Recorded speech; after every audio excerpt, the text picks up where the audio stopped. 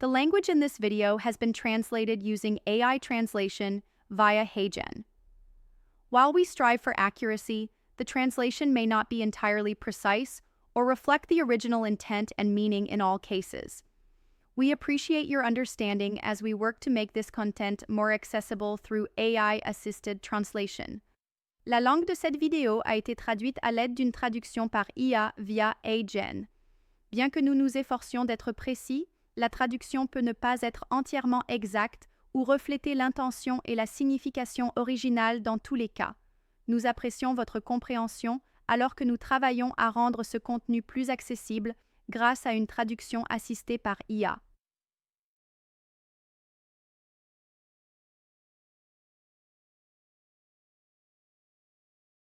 Bonjour, ici Mike Lawless et dans cette vidéo, je vais parler de l'examen des données et de l'observation des graphiques dans ADMAP Predictor. Vous voyez ici que j'ai importé le fichier demo2d.smile depuis notre répertoire de données d'application utilisateur. Vous remarquerez qu'il y a plusieurs colonnes de données utilisateurs qui ont été lues avec le fichier Smiles. La première chose que je vais faire est simplement de calculer les propriétés ADMAP. Donc, je clique sur cette icône ADME et ensuite, je calcule les données. Maintenant, une fois que j'ai effectué ce calcul, je peux utiliser ces onglets en bas de l'interface graphique. Cela affichera toutes les propriétés dans la feuille de calcul. Les entrées utilisateurs n'afficheront que celles associées aux informations qui ont été lues. Plus tard, si je crée une équation, elle apparaîtra également ici où j'ajouterai d'autres attributs à cet endroit. Ensuite, nous avons des onglets pour chacun des modules dans ADMET Predictor. Donc, nous avons les propriétés physiques, chimiques, les transporteurs, le métabolisme, la toxicité, et vous remarquerez que chacun de ces éléments crée ce que nous appelons des graphiques en étoiles. Je vais y revenir dans un instant. Ensuite, nous avons l'onglet de simulation qui, si vous cliquez ici, va vous avertir que vous n'avez pas calculé ces propriétés et vous demander si vous souhaitez les calculer maintenant. Et je vais simplement passer cette étape. Les descripteurs se trouvent sous l'onglet Descripteurs et il y a plus de 300 descripteurs utilisés pour construire les modèles. Ensuite, si vous avez défini des modèles utilisateurs, comme c'est mon cas ici, ils apparaîtront sous les modèles utilisateurs.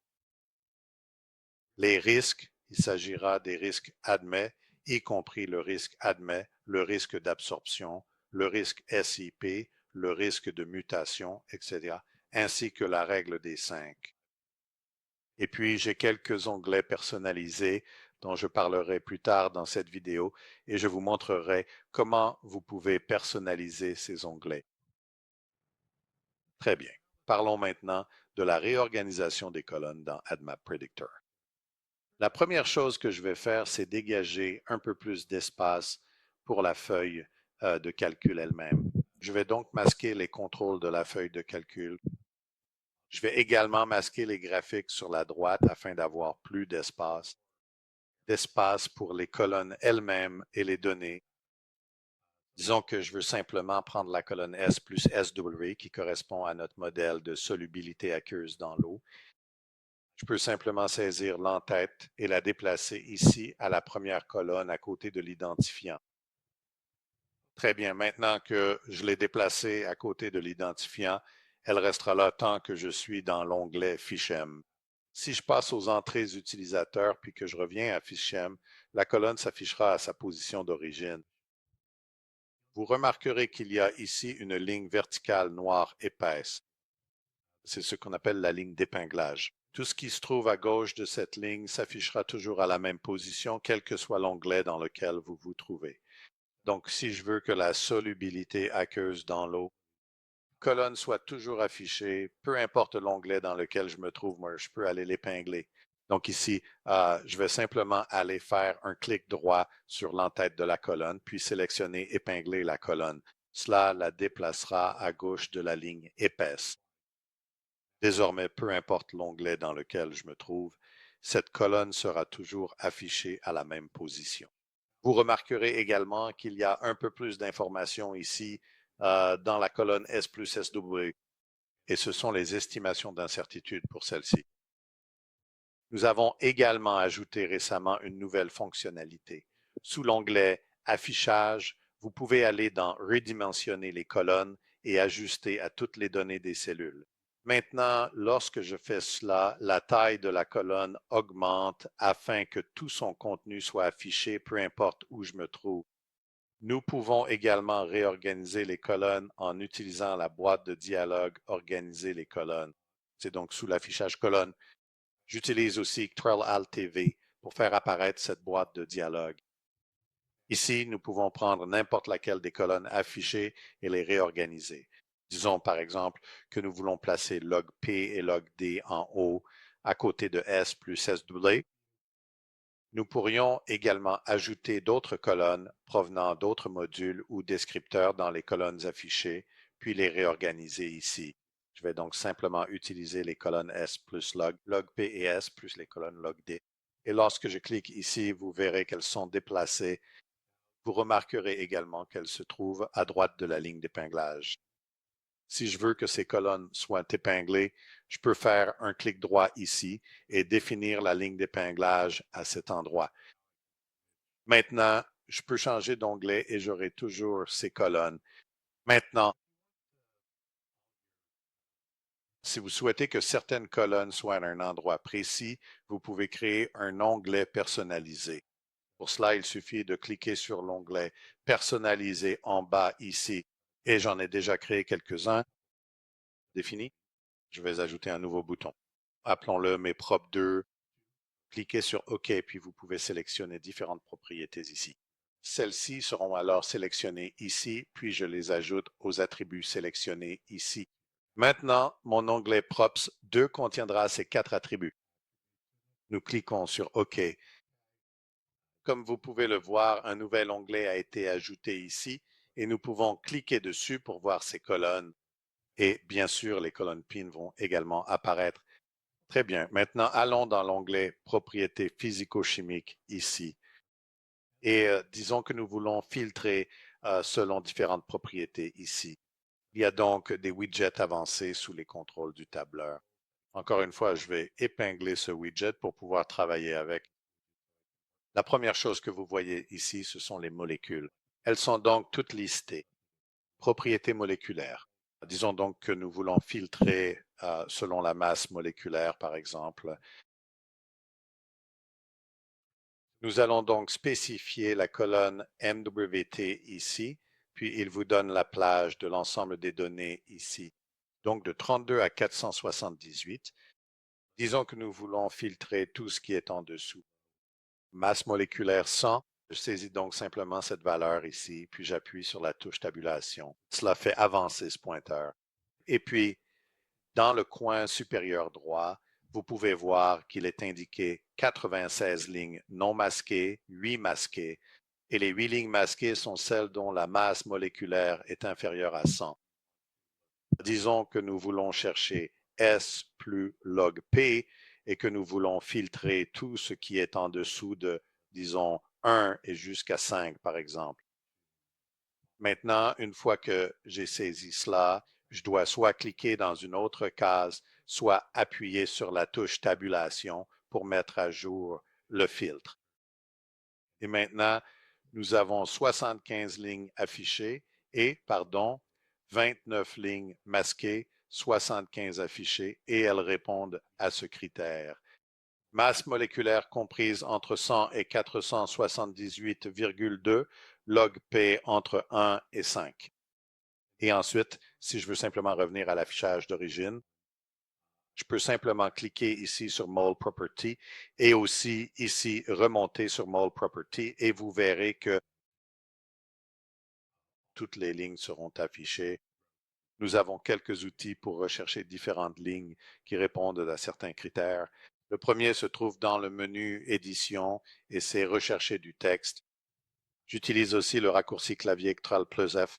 C'est le raccourci pour faire apparaître cette boîte de dialogue. Ici, nous allons utiliser No comme requête de recherche et nous allons chercher des composés 2C9 qui ne sont pas des substrats. Donc, nous examinons notre modèle de substrat. Nous allons autoriser une recherche par correspondance partielle. Donc, vous savez, tous ces éléments ont des estimations de confiance. Donc, si nous cliquons sur OK, cela trouve 49 lignes qui répondent à ce critère. En d'autres termes, elles ont un nom pour le substrat 2C9. Nous pouvons le trouver ici. Voici donc votre substrat 2C9.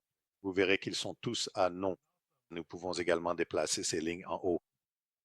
Donc, nous pouvons déplacer vers le haut et alors vous verrez que tous ceux qui sont ici en haut sont à non, puis tout le reste est à oui.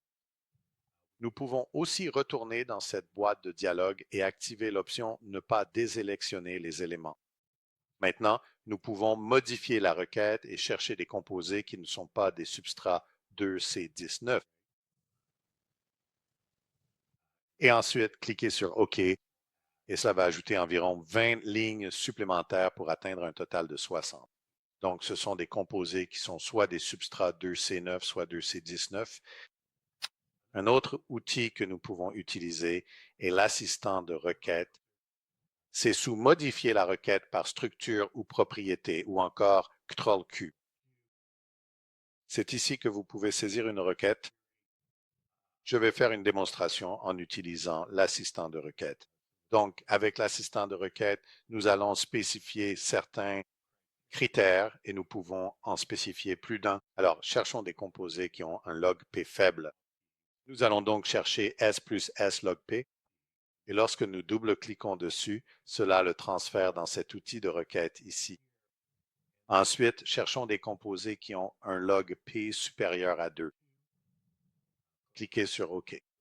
Il est donc en train de construire cela et nous allons aussi chercher des composés qui ont une valeur PEF. Inférieure, disons, à 2 également. Nous cliquons donc là-dessus.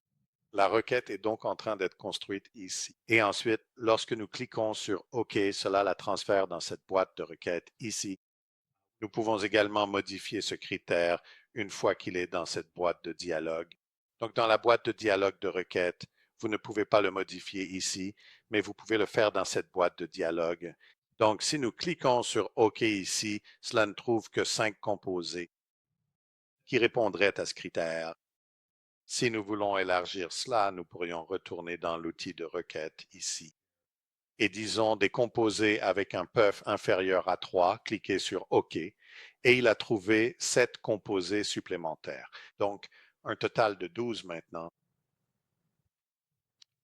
Très bien, passons maintenant à la discussion sur les cartes thermiques. Les cartes thermiques sont donc créées à l'aide de cette icône ici. C'est donc l'icône de la carte thermique. Je vais cliquer dessus, puis nous pouvons sélectionner différentes colonnes pour colorer les cellules selon cette valeur. Nous pouvons donc colorer en rouge, jaune ou vert ou bleu, blanc, rouge. Donc la configuration par défaut est rouge, jaune, vert. Ainsi, les valeurs faibles sont en rouge, les valeurs moyennes en jaune et les valeurs élevées en vert. Et c'est un spectre continu à ce niveau-là. Maintenant, si nous voulons le faire, cela ne fonctionnera que sur les colonnes affichées. Je suis donc dans l'onglet Métabolisme. Allons dans l'onglet Tout, cliquez sur l'icône Carte thermique, cochez Tout. Nous allons donc sélectionner chaque colonne ici, puis simplement cliquer sur OK et vous verrez que ces colonnes sont mises en surbrillance. Regardons donc ici la masse moléculaire ou la colonne du poids formule. Si nous cliquons une fois, cela va trier la colonne en ordre croissant. Ainsi, la valeur la plus basse, 32, est en rouge. Et si nous descendons tout en bas, la valeur la plus élevée est en vert. Maintenant, si nous voulons inverser cela, par exemple, si nous voulons que les valeurs faibles soient en vert et les valeurs élevées en rouge, nous pouvons faire un clic droit sur l'entête de cette colonne, puis définir la direction des couleurs sur décroissant. Maintenant, vos valeurs faibles seront en vert et vos valeurs élevées seront en rouge. Notez que cela coloriera également les colonnes de type texte. Par exemple, pour l'inhibition SIP1A2, les non ici sont colorés en rouge et les oui sont colorés en vert. Vous pouvez aussi inverser cela. Maintenant, si toutes les valeurs d'une colonne spécifique sont identiques, alors il n'y aura aucune coloration. Disons que nous trouvons tous les noms pour l'inhibition en A2. Alors, cliquons ici et allons à l'inhibition 1A2. D'accord. Et cela les sélectionne. Maintenant, disons que nous voulons les masquer. Donc, dans le menu affichage, nous allons sur masquer, afficher, puis masquer la sélection. Maintenant, vous voyez que cette colonne est blanche parce que toutes les valeurs de cette colonne sont blanches, sont identiques.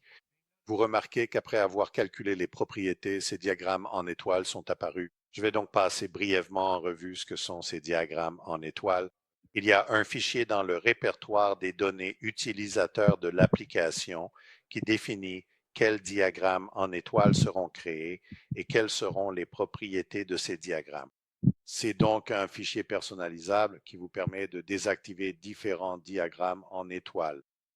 Alors, regardons rapidement le substrat SIP.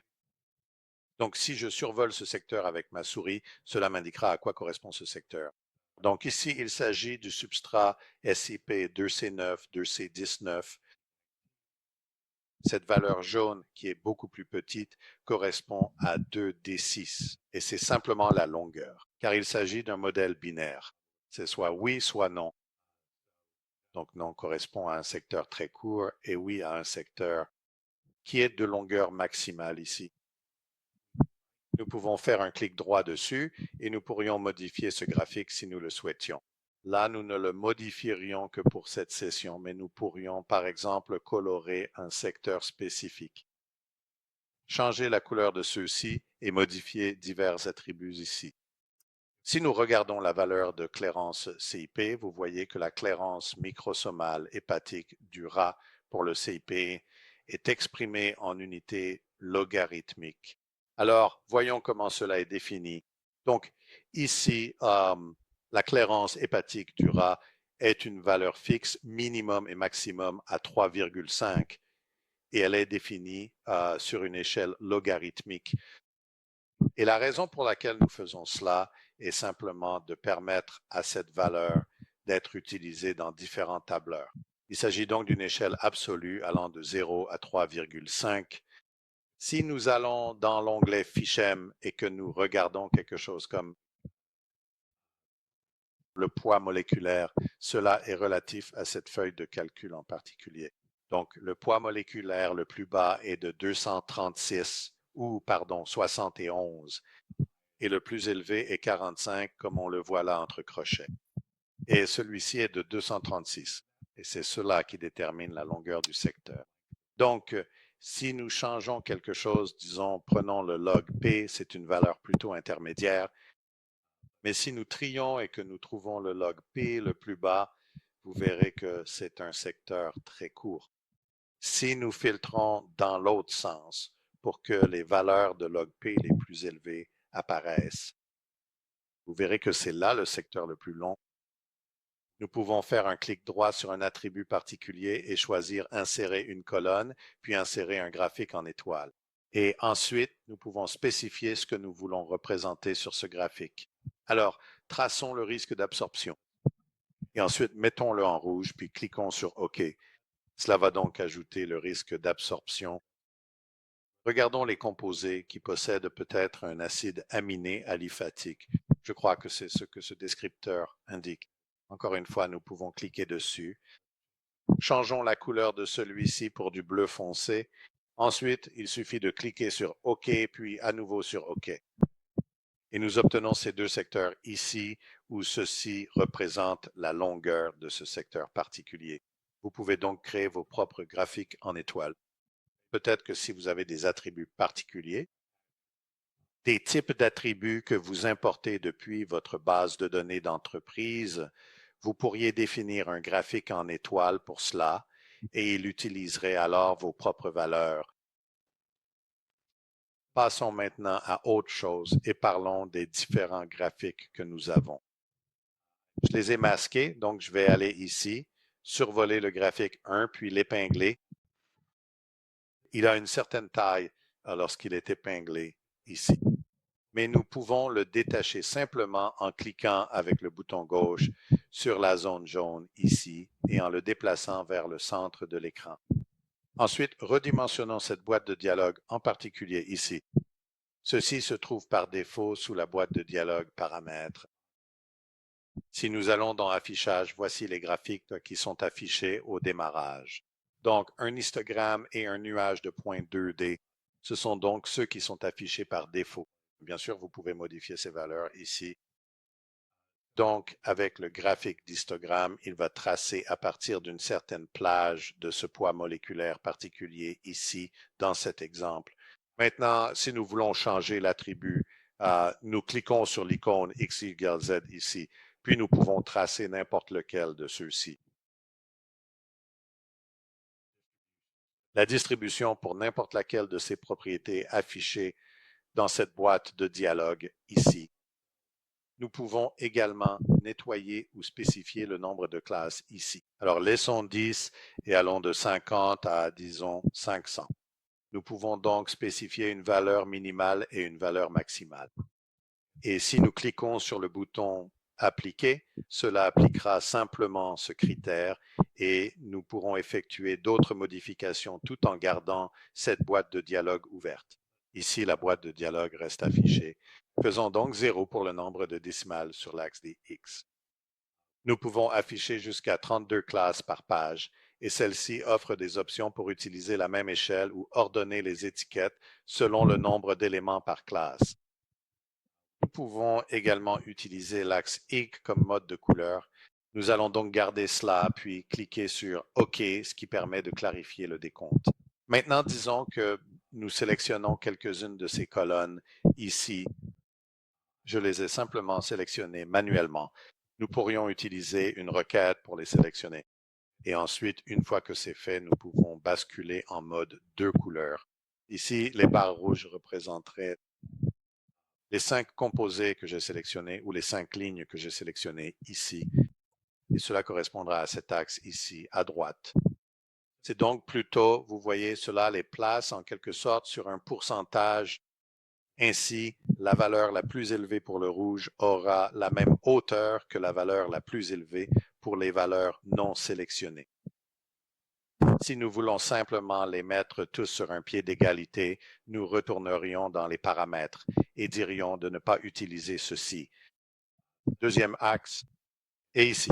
Maintenant, nous voyons que ce nombre maximal de 2 est comparé au nombre maximal de 5 ici. Nous pouvons également rechercher des mesures hors plage, bien sûr, pour une masse moléculaire. Il n'y en aurait pas. Et puis ces widgets vous permettent en quelque sorte de parcourir les différentes colonnes de votre feuille de calcul. Il parcourt donc maintenant les attributs définis par l'utilisateur, les points de fusion. Voici l'identifiant, le fil du sourire. Et je ne suis pas sûr que cela ait beaucoup de sens. Mais l'admission des risques implique l'admission de code. Ce qui vous permet, vous savez, d'examiner les différents composés avec différents codes d'admission. Ici, vous pouvez afficher ce que vous allez jusqu'au tout dernier ou au tout premier ici. Alors, il y a d'autres options ici pour modifier. Si nous cliquons ici, la couleur de fond, la taille de la police, le type de bordure, etc. Et puis, enfin, nous pouvons exporter cette boîte de dialogue. Par défaut, il suffit de l'enregistrer dans le presse-papier. Cela vous permettra ensuite de le coller dans un autre programme. Nous pourrions l'exporter dans un fichier, ce qui exporterait en fait les valeurs contenues dans la feuille de calcul. Si nous le changeons en données texte, nous exporterions ici les valeurs pour les axes X et Y. Maintenant, si nous voulons le réancrer, nous pouvons cliquer avec le bouton gauche sur le titre de la colonne. Par défaut, cela revient un peu à le placer sur le côté droit. Cela nous ramènera donc à l'endroit où nous avons commencé ici. Et ensuite, nous pourrions le désépingler. Ainsi, cela le masquerait. Voyons maintenant le graphique numéro 2. Encore une fois, je vais passer la souris dessus puis le désancrer. Et encore une fois, le redimensionner selon ce que nous voulons. Je vais afficher toutes les lignes. Je vais aller dans Affichage, Masquer, Afficher, puis Tout afficher pour que tout soit visible ici. Ici, nous traçons le log P expérimental en fonction du poids moléculaire. Encore une fois, nous pouvons modifier cela pour spécifier nos axes X et Y. Nous pouvons aussi spécifier une couleur de 2, ou nous pourrions coder les points par couleur ici. Alors, cherchons les acides carboxyliques aliphatiques et mettons-les en surbrillance. Vous voyez, la plupart d'entre eux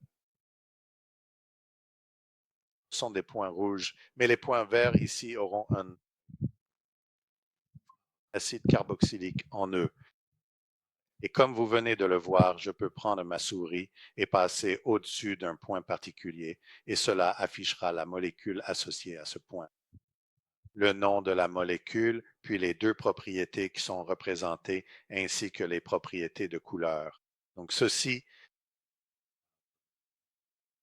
n'a pas d'acide carboxylique dedans. Ce bouton ici les affichera, donc nous pouvons changer cela. Nous pouvons aussi mettre en surbrillance les points sélectionnés ici.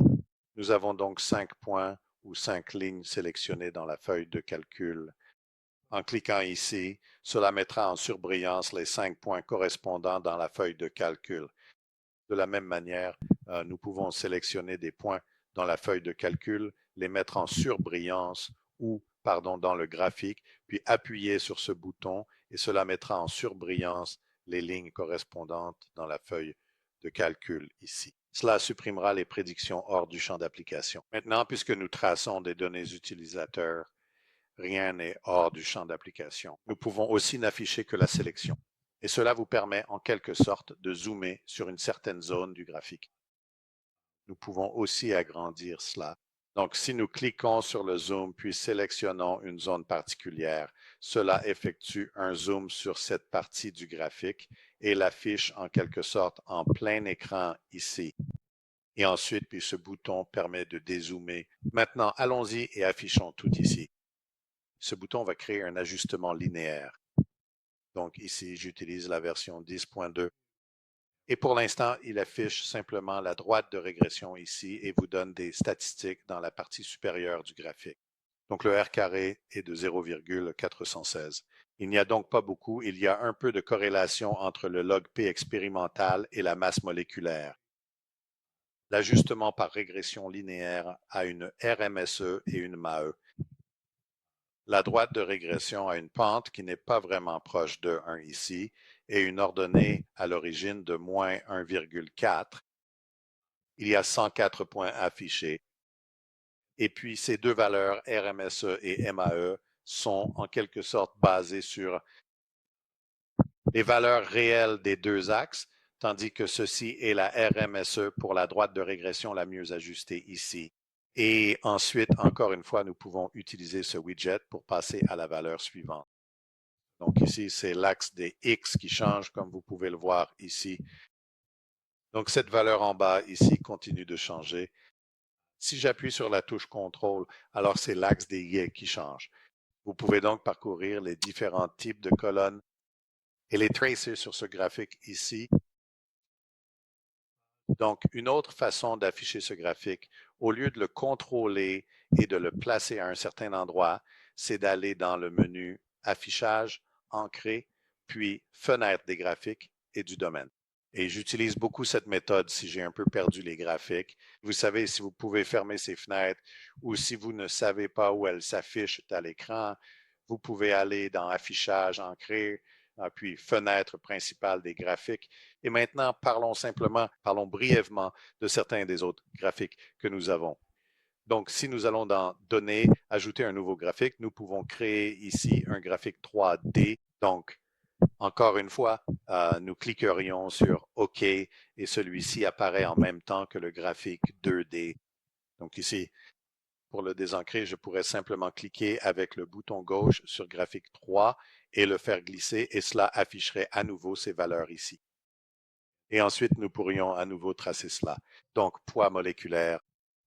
Au lieu de simplement log P, allons dans notre prédiction S plus log P et ensuite, disons, peut-être pour le troisième axe, traçons ici la solubilité dans l'eau aqueuse et utilisons cela comme une valeur logarithmique ici, puis cliquons sur OK. Et donc, ce graphique, vous pouvez le faire pivoter en utilisant le bouton droit de la souris. Il tournera dans cette direction.